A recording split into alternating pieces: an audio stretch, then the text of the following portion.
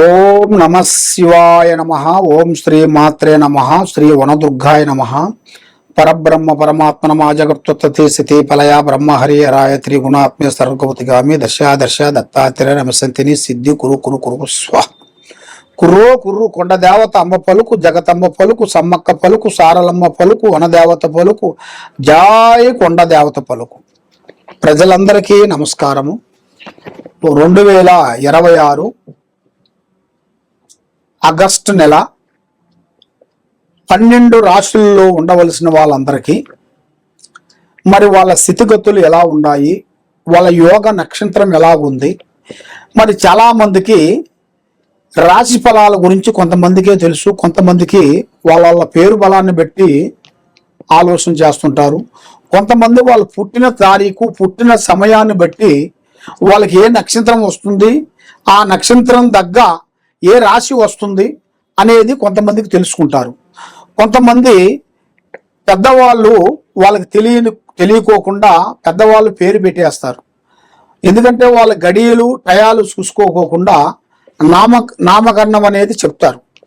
పెట్టేసిన తర్వాత వాళ్ళు ఏ రాశి అనేది సతమతం అయిపోతుంటారు. మాది ఈ రాశ అనేది వాళ్ళకి ఆందోళన పడుతుంటారు.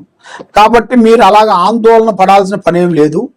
మీకు ఎలాంటి పేరున్నా, ఎలాంటి సందేహాలు ఉన్నా కూడా, మరి మీకు డేట్ ఆఫ్ బర్త్ లేకపోయినా పేరు వరకు ఉన్నా మీ పేరుని బట్టి ఏ రాశి వస్తుంది, ఏ నక్షత్రం వస్తుంది, మరి మీకు ఈ 12 రాశుల్లో ఉండవలసిన వాళ్ళకి స్థితిగతులు ఎలా ఉన్నాయి, వాళ్ళ యోగ నక్షత్రం ఎలాగుంది, వాళ్ళకి లక్ష్మీ కటాక్షమైన యోగము, కళ్యాణ యోగము, సంతాన యోగము, కుటుంబ యోగము, వాళ్ళకి భార్యాభర్తల మధ్యలో కొన్ని కలహాలు, మరి ఉద్యోగాలు అనుకున్న టయానికి రాకోకుండా ఇబ్బంది పడుతూ, మానసికమైన ఒత్తిడిలో కొన్ని ఇబ్బంది పడుతూ, అనేకమైన సమస్యలతో సతమతం అయిపోతుంటారు.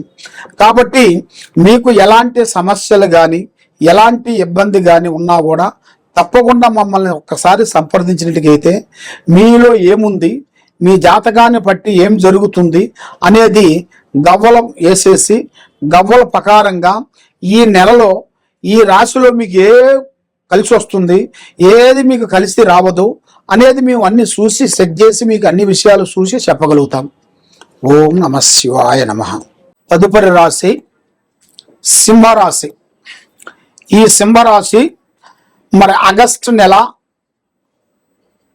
2026 ఈ సింహరాశిలో ఉండవలసిన వాళ్ళందరికీ అదృష్ట యోగము, ధనప్రాప్తి యోగము, చేయాల్సిన కార్యక్రమాలలో వీళ్ళు ఎన్నో రోజుల నుంచి చాలా వరకు కష్టపడుకుంటూ కుటుంబ బాధ్యతలన్నీ గురించి ఈపు మీద వేసుకొని ఎంతో విధానాలుగా కష్టపడుతుంటారు.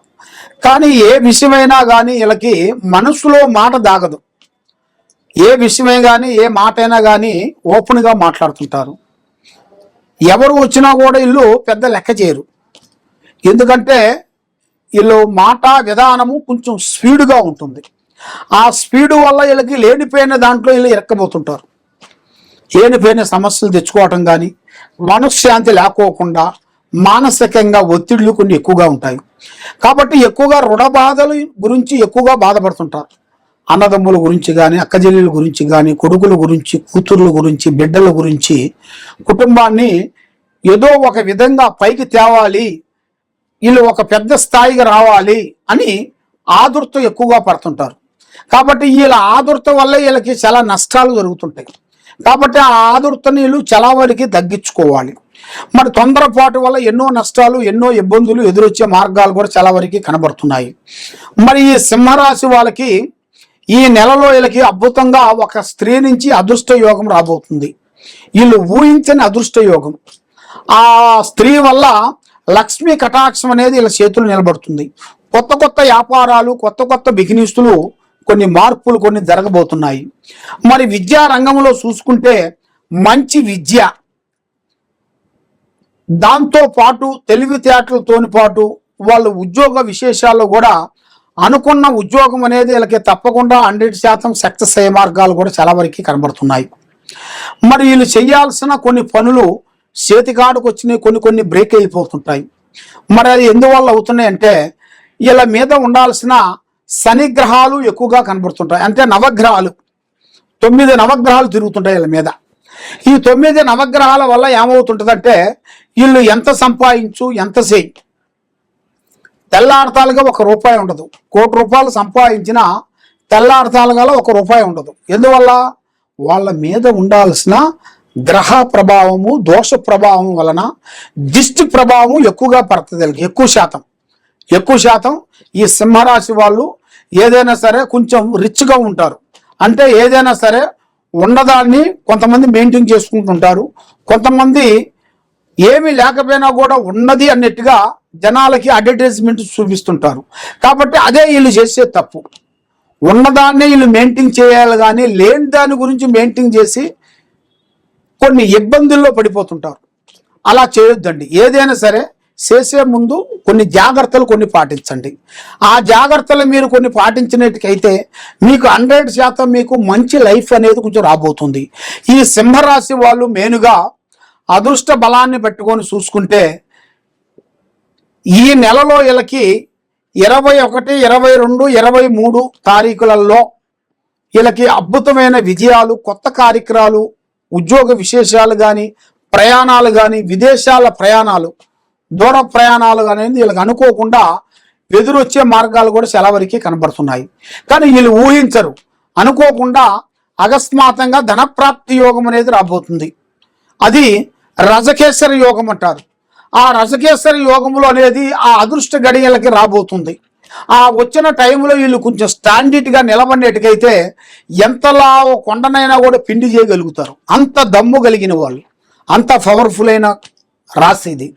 కాబట్టి ఇలా జాతకంలో వచ్చేసి కొన్ని సమస్యలు ఎదురవుతున్నాయి. కాబట్టి కొంత జాగ్రత్త పడండి. తొందరపాటు వల్ల ఎన్నో నష్టాలు కొన్ని జరగబోతున్నాయి. ఈ విధంగా చాలామంది చాలా విధానాలతో బాధపడుతూ, ఆరోగ్య సమస్యలతో, కుటుంబ సమస్యలతో, ఎంతోమంది కొన్ని సమస్యలతో బాధపడే వాళ్ళందరికీ మేము అమ్మవారు పూజా బలం చేసి ఈ వేరు మేము పూజా బంధన చేసి అమ్మవారు భూమిలో నుంచి మేము పీకుతాం.